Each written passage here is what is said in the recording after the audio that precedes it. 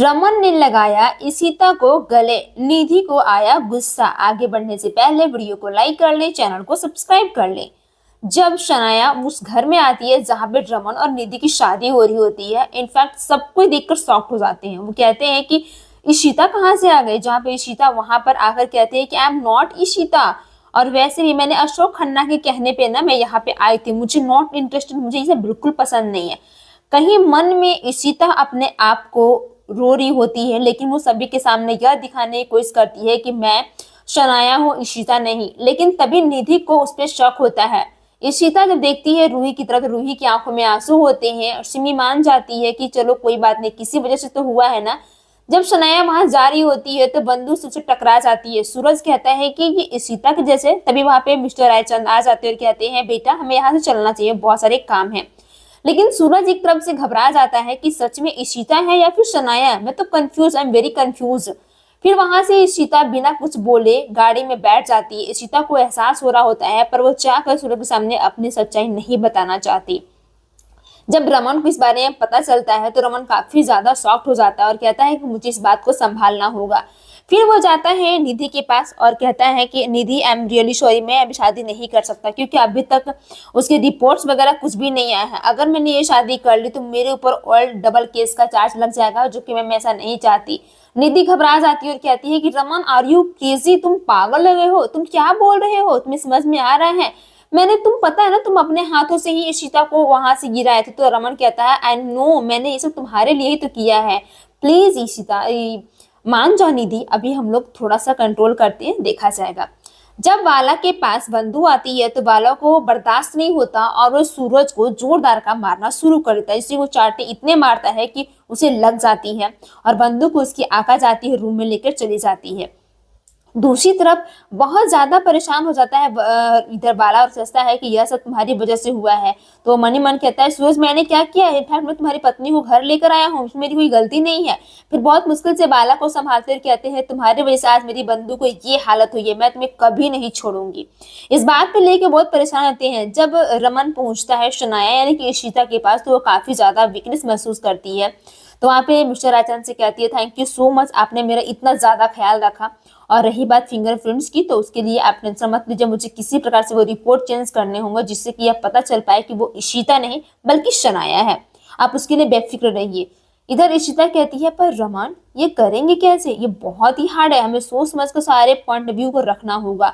तो इस यहाँ पे रमन ये भी कहता है कि हाँ आई नो, मुझे पता है mister Rajan, thank you so much, आपकी वजह से ये सब कर पाया हूँ और आपने मेरी बहुत ज्यादा हेल्प की। तो वो कहते हैं कि अब से तुम मुझे डैडी बुलाओगे, ठीक है।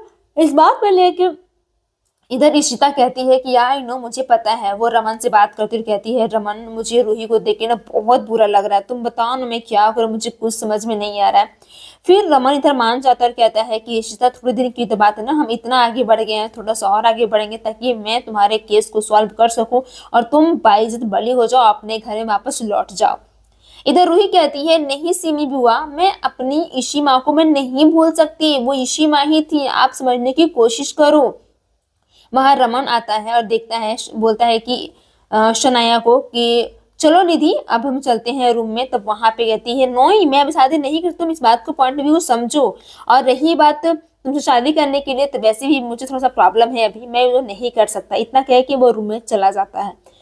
फिर नीचे थोड़ा थोड़ा रमन के पास जाती है और कहती है कि रमन आर यू क्रेजी, तुम पागल लगे हो क्या, तुम ऐसा क्यों कर रहे हो, तुम्हें पता है ना कि हम दोनों कितना ज्यादा प्यार करते हैं, फिर बीच में शनाया क्यों क्यों आ रही है। रमन बहुत प्रेशराइज हो जाता है और निधि को गुस्से से नहीं बल्कि क्वेश्चन को समझ के क्वेश्चन करता है कि निधि आई एम रियली, मुझे पता है कि तुम बहुत बड़ी लॉयर हो, तुम्हें ये पहचानना बहुत ज्यादा जरूरी है, तुम्हें इस पता, जब तक हम लोग ये क्लियर नहीं कर लेते हैं कि वो शनाया नहीं या फिर इशिता नहीं वो शनाया है, तभी हम शादी कर पाएंगे।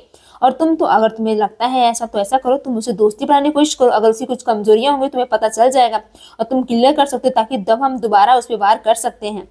निधि इस बात को समझ आती है और रमन की बातों को इग्नोर नहीं करते, कहती है हाँ शायद तुम ठीक ही कर रहे हो, अगर कुछ ऐसा रीजन होगा तो जरूर हमें पता चल जाएगा। इस बात पे रमन उसे वार्निंग भी देता है कि हमें सोच समझ कर कोई भी कदम, हम इतनी मुश्किल से इतना तक पहुंचे हैं, हम नहीं चाहते हैं कि ये मुश्किल थोड़ा सा और गड़बड़ा जाए और उस चीज को लेके हम इस चीज को पीछे हट जाए। फिर बहुत ही मुश्किल से निधि को मना लेता है रमन, और निधि कहती है कि हाँ तुम सही कह रहे हो, लेकिन रमन के चेहरे पे स्माइल होता है, वो हंस रहा होता है। दूसरी तरफ जब सूरज और अशोक दोनों बैठकर वहां बातें कर रहे होते हैं तो सूरज को अशोक कहता है कि तुम्हें उस आदमी से मारने की जरूरत ही क्या थी, तुम लड़ क्यों गए। तो सूरज अपने आप को दोषी ठहराता है और कहता है मुझे नहीं पता था कि बंधु इतना ज्यादा ये हो जाएगी और इतना ज्यादा अल्कोहल लेना वो शुरू कर देगी, बट यार मुझे अच्छा नहीं लगता ना, मैं तुम्हारे से दिल थोड़ी है मेरा। तो वो कहता है कि अच्छा ये बता तुझे ये चोट कैसी लगी, मुझे तो मन करता है कि तुझे एक लपड़ और लगा दूं। तो वो कहता है कि वो क्या है ना कि मुझे सनाया ऐसे लगा, बोला कि उसने कि मैं पुलिस पे हाथ नहीं उठा सकती हूँ ना, तो मैं तुम्हारे ऊपर हाथ उठा दे रही हूँ। इस बात पे लेके सूरज हंसने लगता है और कहता है मानना पड़ेगा, तू भी क्या बुरी स्थिति में फंस रहा, और तू रायचंद और उसकी बेटी ये दूर रहना निधि से, क्या प्रॉब्लम है तुझे।